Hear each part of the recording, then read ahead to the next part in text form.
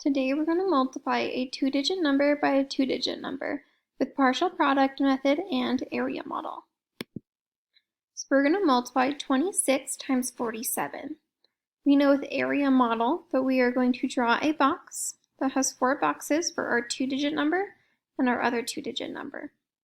Then we're going to break it apart into expanded form. So 20 plus 6 is 26.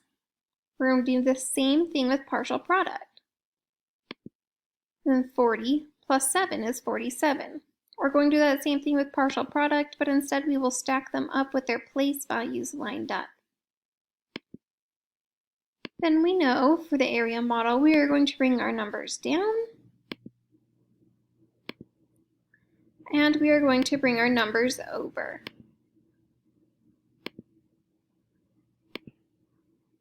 Our operation is going to be multiplication. So starting in that first box, ignore your zeros. 4 times 2 is 8, and then add on 2 zeros, giving you 800. Next box, 6 times 4 is 24, plus 1 0 gives you 240. Same thing with the next one, 7 times 2 is 14, add on a 0 gives you 140, and 6 times 7 is 42.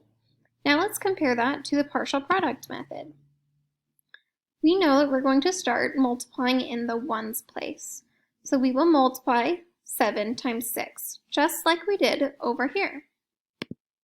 7 times 6 is 42. Now we just went up. Now we're going to go up and over to give us our 20 times 7. If you ignored the 40 here, it's the same way we did it with a two-digit number times a one-digit number. We just went up and over. So 7 times 20 is 140. Now we're going to go to our tens place, and we're going to do the same thing. We're going to go up, which is 800, and over, which is 240. You will never multiply 40 and 7 together because that's how we got the number 47. So we don't need to multiply 47 to figure out what it is times 26. Same thing with 26. You'll never multiply 20 and the 6 together.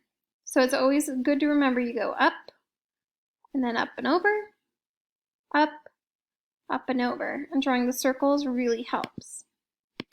We know that we're going to add these numbers together. So if you're doing area model, you're going to write them off to the side. When you add those up, that gives you 1,222. Same with partial product. So we got the exact same answer.